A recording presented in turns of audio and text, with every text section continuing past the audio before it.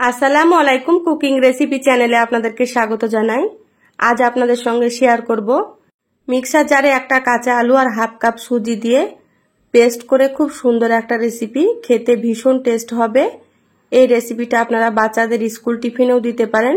এই রেসিপিটা আপনারা সকালের ব্রেকফাস্টেও খেতে পারেন। হাতে মাত্র 10 মিনিট সময় থাকলে আপনারা খুব সহজে এই রেসিপিটা তৈরি করে নেবেন। অবশ্যই স্কিপ না করে পুরো রেসিপিটা দেখে নেবেন, আশা করছি আপনাদেরকে খুবই ভালো লাগবে। চলুন রেসিপিটা শুরু করি। এখানে দেখুন একটা মিডিয়াম সাইজের আলু এইভাবে ডুমো করে কেটে নিয়েছি। আলুটা কেটে নেওয়ার পর খুব ভালোভাবে ধুয়ে পরিষ্কার করে নিয়েছি। এখানে দেখুন আমি হাফ কাপ মতো সুজি নিয়েছি। তো এখানে আমি আমার পরিমাণ মতো নিয়ে নিয়েছি, আপনারা কিন্তু এর থেকে বেশিও নিতে পারেন, আপনাদের পরিমাণ মতো নিয়ে নেবেন। এবার এখানে দেখুন একটা মিক্সার জার নিয়েছি, মিক্সার জারে আমি আলুগুলোকে দিয়ে দিচ্ছি। সব আলুগুলো দিয়ে দিলাম। এবার আমি দিয়ে দিচ্ছি এখানে সুজি। এখানে এবার আমি দিয়ে দেব 2টো কাঁচামরিচ। তা আপনারা যেমন ঝাল খেতে পছন্দ করবেন সেভাবে কাঁচামরিচ দিয়ে দেবেন, আর বাচ্চাদেরকে বানিয়ে দিলে আপনারা কাঁচামরিচটা স্কিপ করতে পারেন। এবার আমি পানি ছাড়া মিহি করে বেটে নেব। তো এটা পানি ছাড়াই বেটে নিতে হবে, আর কোনো দানা যেন না থাকে সেদিকে খেয়াল রাখতে হবে। দেখুন একেবারে মিহি করে বেটে নিয়েছি। এবার একটা মিক্সিং বোলে ঢেলে নিচ্ছি। আপনারাও কিন্তু এইভাবে মিহি করে বেটে নেবেন, তাহলে রেসিপিটা খুবই সুন্দর হবে। দিয়ে দিলাম এখানে হাফ চা চামচ লবণ, আর 1 চা চামচ দিয়ে দিলাম চিনি। চিনি দিলে স্বাদটা কিন্তু খুবই ভালো আসবে, সেজন্য এখানে আমি দিয়ে দিলাম। সামান্য পরিমাণে একটু কাশ্মীরি মরিচের গুঁড়ো দিয়ে দিলাম কালারের জন্য, আপনারা চাইলে এটা স্কিপ করতে পারেন। এবার সামান্য পরিমাণে একটু দিয়ে দিচ্ছি হলুদ গুঁড়ো। এখানে হলুদ গুঁড়ো খুব বেশি দেওয়া যাবে না, সামান্য পরিমাণে দিয়ে দিতে হবে। আর এখানে দেখুন হাফ চা চামচের থেকে একটু কম দিয়ে দিলাম জিরা গুঁড়ো, আর হাফ চা চামচ দিয়ে দিলাম ম্যাগি মশলা। ম্যাগি মশলা দিলে কিন্তু টেস্টটা খুবই ভালো আসবে, আপনারাও কিন্তু দেওয়ার চেষ্টা করবেন। আর এখানে দিয়ে দিলাম আমি 2 চামচ সয়াবিন তেল। এবার আমি চামচ দিয়ে খুব ভালোভাবে এগুলোকে মিশিয়ে নিচ্ছি। আপনারা চাইলে হাত দিয়েও কিন্তু মিশিয়ে নিতে পারেন। যারা ভিডিওটি দেখছেন একটা লাইক দিয়ে ভিডিওটি কন্টিনিউ করবেন। আপনাদের একটা লাইক পরবর্তী ভিডিও বানাতে আমাকে অনেক উৎসাহ জাগায়। দেখুন খুব ভালোভাবে মিশিয়ে নিয়েছি।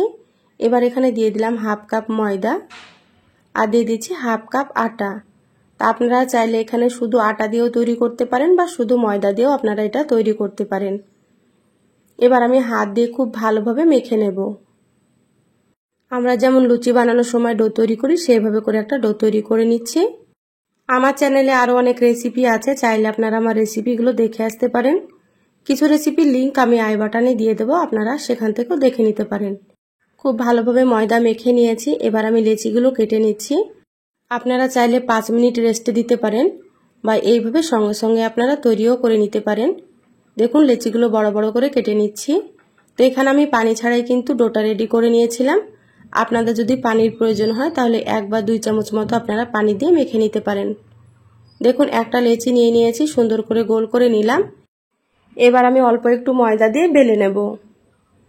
এখানে খুব বেশি ময়দা দিবেন না, সামান্য একটু ময়দা দিয়ে আপনারা বেলে নেবেন, সুন্দর মতো বেলা হয়ে যাবে। এবার আমি হালকা মোটা রেখে বেলে নিচ্ছি। এই রেসিপিটা খেতে কিন্তু খুবই ভালো লাগবে। আপনারা কিন্তু বাচ্চাদের স্কুল টিফিনে এটা বানিয়ে দিতে পারবেন, বাচ্চারা কিন্তু খুবই মজা করে খেয়ে নেবে।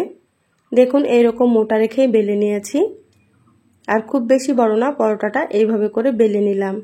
এবার আপনাদেরকে আবারও একটা আমি বেলে দেখাচ্ছি। তো যারা আমার চ্যানেলে নতুন এসেছেন, রেসিপিটা যদি আপনাদেরকে ভালো লাগে তো প্লিজ চ্যানেলটা সাবস্ক্রাইব করে আমার চ্যানেলের সাথেই থাকবেন। বেল বাটন অন করে রাখবেন, তাতে করে আমি যখনই ভিডিও আপলোড করব আপনারা সবার প্রথমে নোটিফিকেশান পেয়ে যাবেন।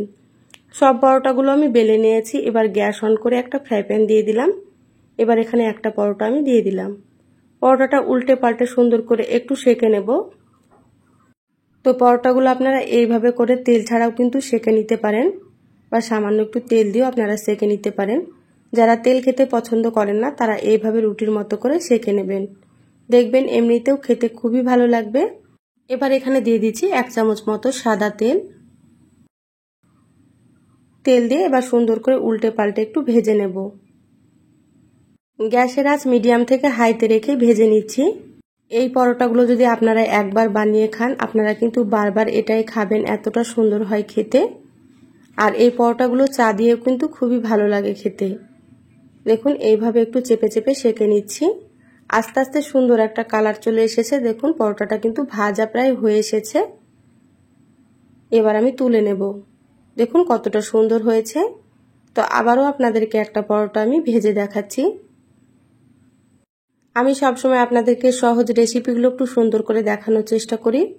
তা আমার রেসিপিগুলো কেমন লাগে অবশ্যই চ্যানেলের কমেন্ট বক্সে কমেন্ট করে জানাবেন। রেসিপি ভালো লাগলে একটা লাইক দিয়ে ভিডিওটা আপনারা শেয়ার করে দিবেন। প্রথমে পরোটাটা উল্টে পাল্টে সেঁকে নিলাম, আবারও 1 চামচ মতো তেল দিয়ে এবার সুন্দর করে একটু ভেজে নেব পরোটা। এইভাবে করে আপনারা ভেজে নেবেন। আর একেবারে অল্প সময়ের মধ্যে কিন্তু এই পরোটাগুলো বানানো হয়ে যায়, কোনো রকম ঝামেলা ছাড়াই। দেখুন সব পরোটাগুলো ভেজে আমি প্লেটে তুলে নিয়েছি। আর কালারটা দেখুন পরোটার কত সুন্দর হয়েছে। মাশাআল্লাহ, খেতে ভীষণ টেস্ট হয়।